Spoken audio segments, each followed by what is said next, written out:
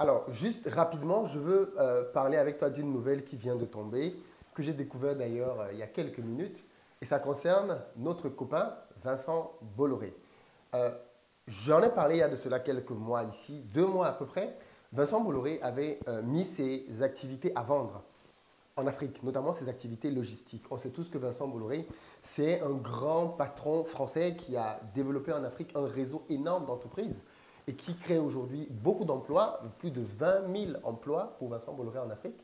Et surtout, Vincent Bolloré, c'est pour 2020 plus de 2 milliards d'euros de chiffre d'affaires. Donc c'est quand même quelqu'un qui est un opérateur économique qui pèse pas mal sur l'activité commerciale des pays dans lesquels il se trouve. Vincent Bolloré, bien évidemment, on le sait tous, fait des investissements dans plusieurs domaines, notamment des domaines liés à la logistique, comme je disais, les ports, les chemins de fer, ainsi de suite, ainsi de suite. Mais Vincent Bolloré, c'est aussi une image un peu négative de, du type de relation qu'on ne veut plus justement avec la France. Ce sont des relations un peu mafieuses. Vincent Bolloré, l'homme qui connaît les chefs d'État, qui a même été condamné, ça il faut le rappeler, Vincent Bolloré a été condamné en France, malheureusement, à cause de ses activités mafieuses qu'il peut faire en Afrique avec certains chefs d'État. À l'époque, il avait souhaité une conciliation, mais le juge avait décidé de poursuivre l'affaire jusqu'au bout et il s'en est suivi derrière une grosse condamnation pour M. Bolloré avec bien évidemment ses activités parce qu'il avait été démontré justement qu'au travers de ces sociétés en Afrique, il avait fait des choses qui n'étaient pas totalement claires. Mais quand Vincent Bolloré a décidé de quitter l'Afrique, il faut savoir que Vincent Bolloré, dans son business, il a mis ses enfants et son neveu, je pense, à la tête de ses activités.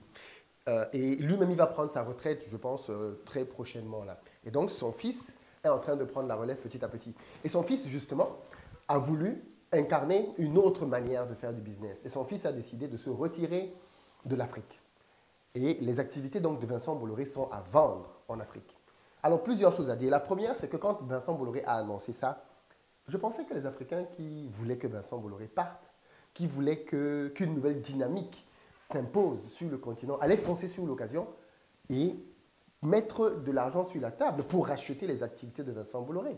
Je m'attendais à ce que les Africains qui veulent récupérer eux-mêmes leurs propres économies, qu'ils allaient entrer dans la danse et peser dans le game. Je m'attendais à ce que les grandes fortunes africaines, notamment nigérianes, puissent entrer dans la course et racheter les activités de Vincent Bolloré, qui sont quand même aujourd'hui élargies sur le continent africain. Vincent Bolloré travaille dans énormément de pays, et pas que des pays francophones. Donc je m'attendais à ce que cette opportunité-là soit récupérée par des Africains. J'ai été très surpris tout à l'heure de lire un article qui a été publié il y a moins d'une heure de temps, que le groupe Vincent Bolloré a annoncé avoir reçu une offre togolaise. Non, je rigole. Une offre du Suisse MSC, qui est lui-même un spécialiste du fret maritime pour ses activités de transport et de logistique en Afrique sur la base d'une valeur d'entreprise de 5,7 milliards d'euros. Donc voilà une entreprise qui fait 2 milliards d'euros par an, avec bien évidemment des marges non négligeables, mais qui décide d'être revendue donc pratiquement au triple de la valeur du chiffre d'affaires. Bon, il y a forcément d'autres éléments que l'on va regarder là-dedans. Et il n'y a pas d'Africains. Il n'y a pas de société africaine. Personne ne vient se positionner. C'est un Suisse MSC qui vient se positionner pour rafler la mise. Parce que je pense que c'est ce qui va se passer. Maintenant, pourquoi Vincent Bolloré veut quitter l'Afrique? Alors, il y a plusieurs raisons et les analyses sont différentes. Certains disent que c'est parce qu'il ne fait pas le poids face à la Chine, qui lui-même est un opérateur de plus en plus costaud et qui le pousse vers la sortie. D'autres disent que c'est parce qu'ils veulent redorer leur image, notamment la nouvelle direction. Ils ne veulent plus être mêlés au scandale. Les enfants de Bolloré ne veulent pas avoir ce type de relation avec les présidents africains. Donc, ils préfèrent se retirer du game et laisser d'autres personnes continuer l'aventure, ainsi de suite. Bref, il y a plusieurs raisons, mais officiellement, le groupe Bolloré a juste dit qu'il se retirait de l'activité logistique. Par contre, il reste dans une autre activité dans laquelle, je pense, il gagne de l'argent, moins que dans la logistique, bien sûr, mais avec beaucoup moins d'investissement. C'est tout ce qui va être culturel. Canal Plus reste en Afrique. Canal Plus est l'opérateur numéro un en termes de câbles téléphoniques en Afrique francophone. Attention, donc il y a beaucoup, beaucoup d'argent là-dedans. Et Canal Plus Horizon en Afrique, c'est une branche totalement différente qui ne communique quasiment même pas avec Canal Plus en France. Mais les deux appartiennent bien évidemment à la même personne. Donc, pour dire qu'aujourd'hui, il y a un recentrage des activités de Vincent Bolloré qui fait qu'il quitte l'Afrique pour venir en Europe. Mais ce qui m'interpelle, moi, et c'est là où je voulais vous questionner, chers amis africains, c'est comment vous réagissez à cette annonce de Vincent Bolloré qui décide de quitter et on ne voit pas d'Africains venir acheter. Parce que j'entends souvent les gens dire, oui, mais l'Afrique anglophone est différente. Où sont donc les anglophones? Où sont les Nigérians? Où sont les Ghanéens? Où sont les riches hommes d'affaires africains pour venir saisir cette opportunité? Parce que si MSC accepte d'acheter, MSC, ce n'est pas le copain de Bolloré, hein, c'est un concurrent. Donc s'il accepte de venir acheter les activités de Vincent Bolloré, c'est qu'il y voit son intérêt, il y voit de l'argent qu'il peut faire. Mais la vraie question qu'il faut se poser, c'est combien d'entreprises africaines, combien de leaders, de chefs d'entreprises africains ont le budget pour venir acheter une boîte qui pèse 6 milliards d'euros?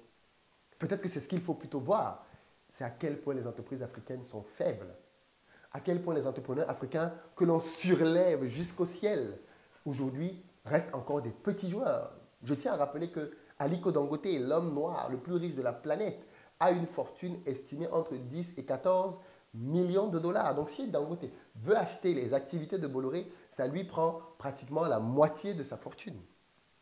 Ça, c'est s'il veut le faire en cash, bien sûr. Mais, alors vous me direz, il n'est pas dans ce secteur, il n'a jamais investi dans ce secteur, c'est vrai.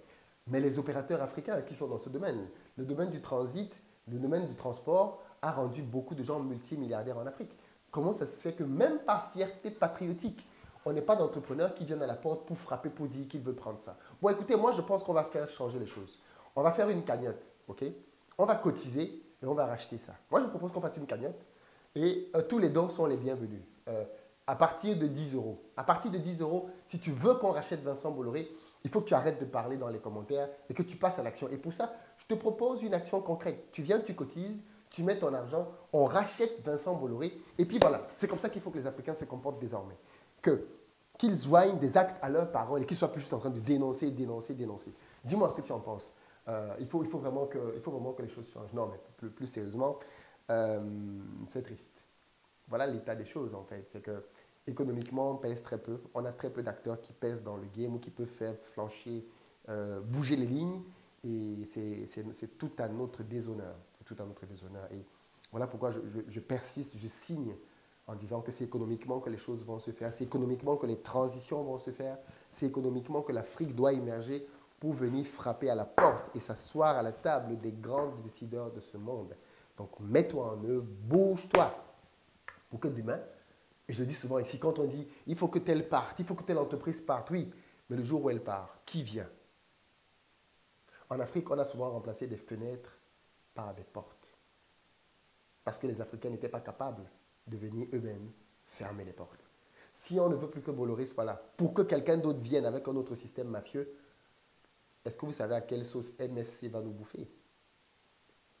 Donc voilà un peu le drame chez nous, c'est qu'on parle, mais on n'a pas les moyens de notre politique, quoi. C'est juste dommage. C'est bon, dans quelques années, ça va changer. À très bientôt.